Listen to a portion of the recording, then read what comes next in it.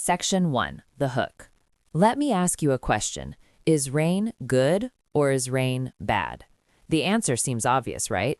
If you are a farmer, rain is a blessing. If you are having a picnic, rain is a disaster. But here's the trick.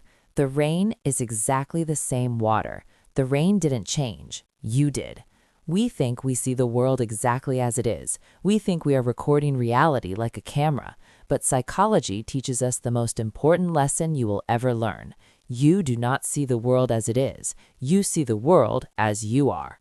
Section 2. The hidden problem. Imagine you are wearing blue sunglasses. You wake up, you look outside, and you say, wow, the world is so blue today. You argue with your friend. You say, look, the walls are blue. The sky is blue. You aren't lying. To you, it really is blue. But you aren't seeing reality. You are seeing your filter. In psychology, we call this perception. Every time you feel angry, sad, or insulted, it's usually not because of what happened. It's because of the glasses you are wearing. Section 3. The real-life trigger.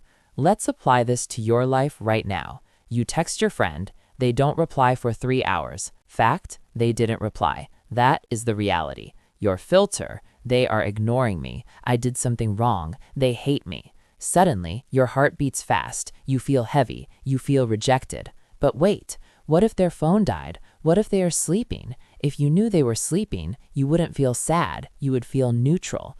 The situation didn't hurt you. The story you told yourself hurt you. Section 4. The lesson. So how do we fix this? How do we feel lighter? The lesson for day 1 is simple. Separate the fact from the story. The next time you feel upset, stop. Press pause. Ask yourself, what actually happened? The fact. And then ask, what am I telling myself this means? The story. Most of your pain comes from the story, not the fact. Section 5. The daily challenge. I want you to try this today, just once. When something annoys you, maybe traffic is bad or someone is rude, don't react immediately. Take a breath. Imagine taking off your sunglasses. Say to yourself, the traffic isn't against me, it's just cars. This person isn't attacking me, maybe they are just having a bad day. You will be shocked at how quickly the heavy feeling in your chest disappears. Section 6. But what happens when the enemy isn't outside? What happens when the enemy is a voice inside your head that won't shut up?